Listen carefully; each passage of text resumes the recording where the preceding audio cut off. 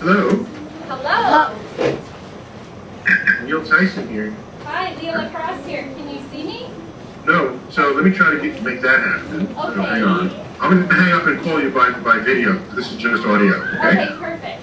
Okay, hang on. Okay. Here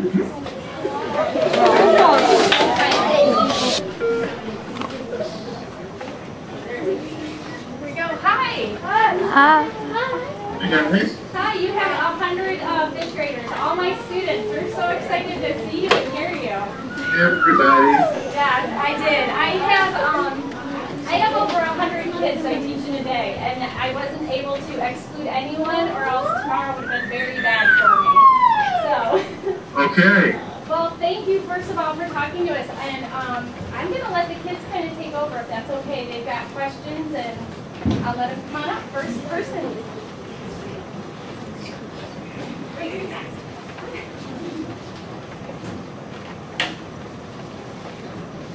Hi, my name's Grace, and I wonder if everybody in the same family has the same stellar material. The same stellar material? Okay, so as you clearly know from that question, stars manufacture elements in their core. Most of the elements on the periodic table of elements, you may have seen that chart boxes. All those elements, carbon, oxygen, nitrogen, silicon, sodium, that's all made in the centers of stars. Then the stars explode and scatter their enrichment across the galaxy.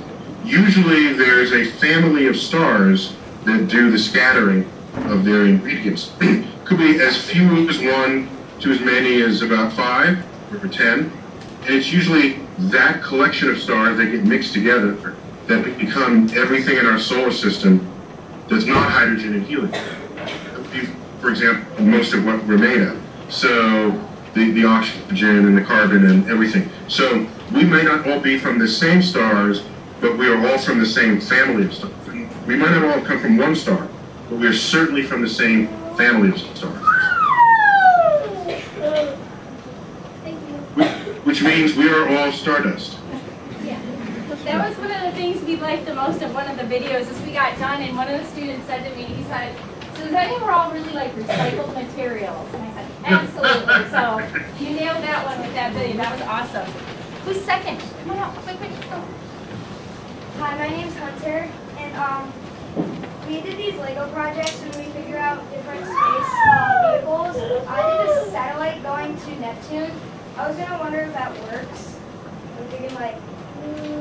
All you need is enough power, enough fuel to get there, and Neptune is very far, and it would take, get to Neptune would take about 10 years if you had a small payload and a really big engine so that it can make it go as fast as possible. So yeah, of course you can go to Neptune. You can even go to the nearest star other to the sun, but that would take a very long time, like about 50,000 years.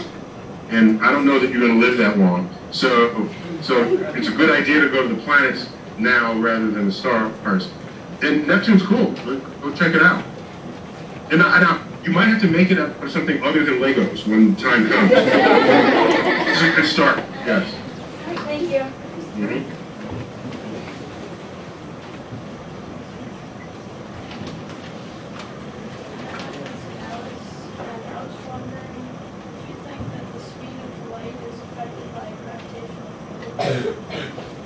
Oh, so the speed of light, what the gravitational field does is it changes the path that light takes, but the speed of light remains the same. The speed of light is a constant, as we used to say, it's not just a good idea, it's the law. It's the law of the universe. And so gravity neither speeds light up nor slows it down. What gravity will do is it can add energy to the light or subtract energy from the light, but it will not affect its speed, not at all. Oh, by the way, there are ways you can make light slow down, but it's not gravity. Light slows down entering the lenses of your glasses right now. And when light slows down, then it bends and comes to a focus. So all glass, when you can make it give the right shape that you want, slows down light while it's inside there before it comes out the other side to a focus. Light slows down coming from the vacuum of space into Earth's atmosphere. So everything that's transparent, that where light can pass through it, but there's not a vacuum of space, light travels slower in those materials. Many people don't know that, but that's true. Okay? Mm-hmm.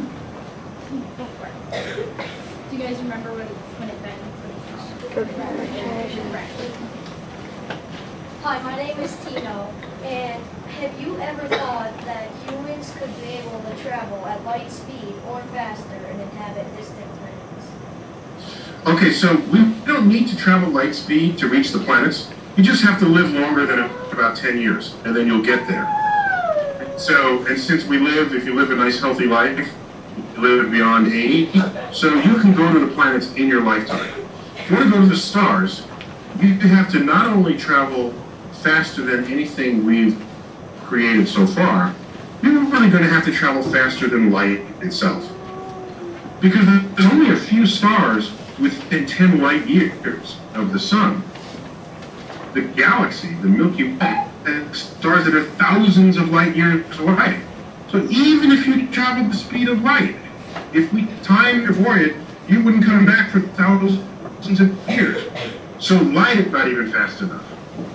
We have to do something like travel through a wormhole, through the fabric of space. And a wormhole, here's my galaxy, and I'm on one side, and I have to get to the other. Here we go. I'm on one side, and I have to get to the other. What a wormhole do, you can create like a warp drive, like on Star Trek, and it warps space, and then it can travel right across a bridge that you connect between these two edges. It unfolds space, and you cross the whole galaxy during the TV commercial, rather than over 100,000 years it would otherwise take. So right now, we don't know how to do it. Maybe you'll invent that one day. Thank you. Hmm.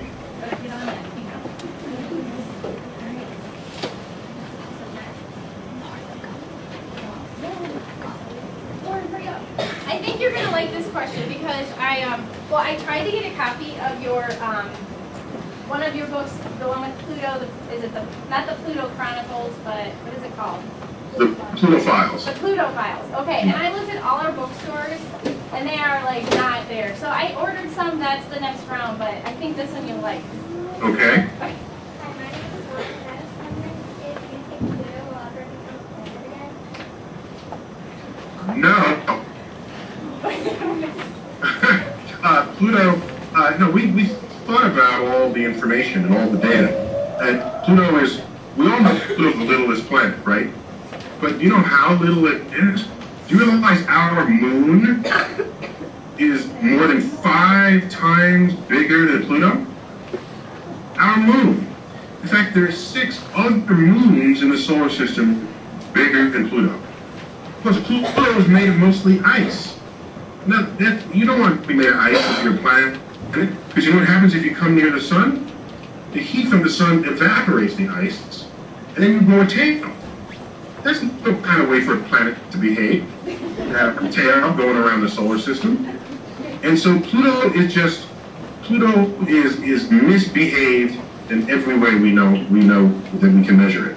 So now it's one of the big icy comets in the outer solar system, and I'm happier there. I've spoken with it. So I wrote a whole book called the Pluto Files that talks about exactly why we came to conclude that Pluto isn't a planet. And you know something? It also includes angry letters from 3rd, 4th, and 5th graders at the time, because they were very upset that Pluto would spend so much time memorizing in the sequence of planets from the sun. You ever hear that sequence? My very educated mother just served us 9 pizzas. You ever heard that before? Yeah. Okay, that's how you remember the order of the planets from the sun. It's Mercury, Venus, Earth, Mars, Jupiter, Saturn, Uranus, Neptune, Pluto. They got so upset when we took away Pluto, they said, "Where's my pizza?" So I say, well, just my very educated mother just served us nachos. You know, that works too. Or if you're a mean mom, what does the mother serve? Nothing. So I also told them if you're not nice to your mom, she will That's how we memorized it too. Okay. So that's why. So Pluto had it coming. Yeah.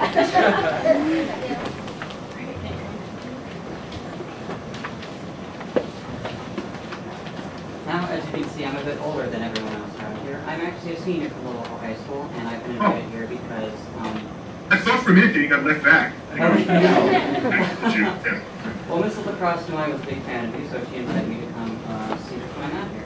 Now, I plan on going into physics. I'm going to university next year to, my main major is physics, my minor is biology. Hopefully, in the future, get a higher degree in astrophysics.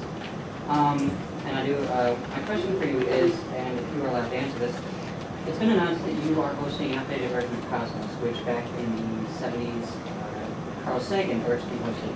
I was just curious what we can expect from this new updated version. Yeah, so first, you're absolutely right. There was a very famous TV series that came out in 1980 that was 13 episodes, and it brought science to the public like no program had ever brought science before, either before or since. And we figured it was about time to do it again for our next generation of students and people and citizens of the world. So yes, it is happening. It is funded, and we're writing scripts now.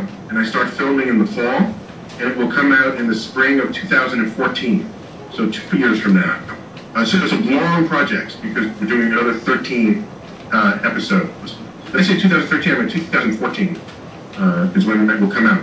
And so there's a lot of science that has happened since then, but the biggest messages are how important science is to how you run your life and how you think about the world, and how it can make a safer, healthier, happier world. And so it'll still have a lot of those kinds of messages in it. And the rest is just a secret. All right. Thank you very much. All right, well, Okay. we'll pay you for the secret. We'll pay you later for the secret. I have a couple more students, if that's okay. Yeah, go ahead. Perfect. All right, Jordan, jump across everyone. No, I'm just kidding. Go around. Don't really do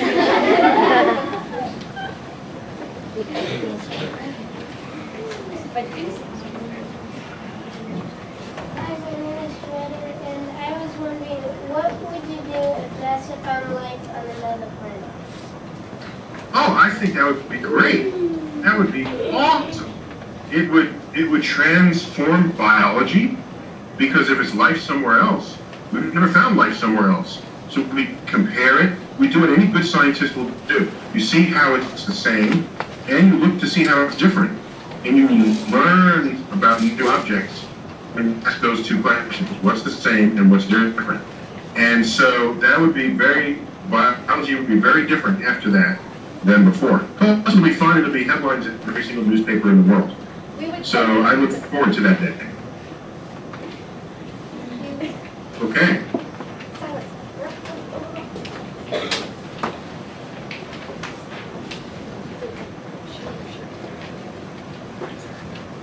Hi, I'm Silas, and I was wondering, would it be possible to travel in time? And if not, is there something that needs to be still discovered about them? Yeah, so you can travel into the future. If you travel fast enough, Einstein's theory of relativity says that you can travel into the future. Here's the problem. You can't come back, right? So in other words, I put you on a spaceship, and for us, maybe 10 years will go by, and for you, only 1 year will go by.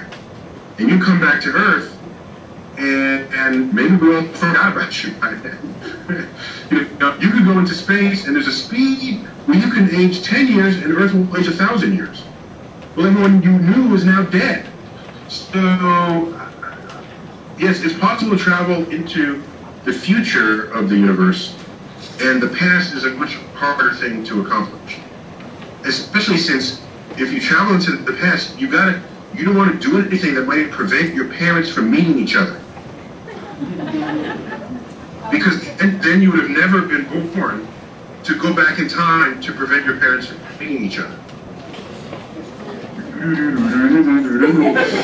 So a backwards time travel has interesting, they're called paradoxes. And so it's much harder to travel backwards in time.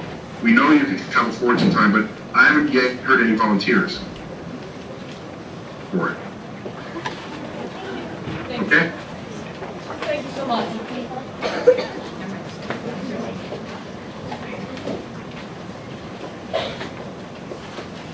Hi, my name is Sienna, and my question is there scientists that inspire you to be scientists? No, that's an excellent question. There's not a scientist who inspired me to be a scientist. What inspired me to be a scientist was when I visited my local planetarium for the first time. I was 9 years old, and I looked up and the sky came out, and that's what made me want to become a scientist. Once I decided that, there were scientists that helped me learn science, and they were very important, especially when I was in middle school, because I've known from very young that I wanted to think about and study the universe. So there are some teachers who served as kind of those role models for me. So yes, there are. They all happen in middle school. Okay, thank you. Mm-hmm. Hi, I'm Connor, and I was wondering if we put an asteroid into an orbit around Earth, would it be considered a new moon? If we put an asteroid in orbit around Earth, we'd have a second moon. That's correct. Unless it was so little, it would just be a rock or something. Then we say we have a moon and a rock.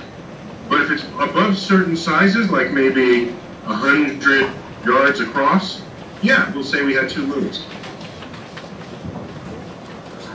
By the way, do you have the urge to want more moons than the one we have?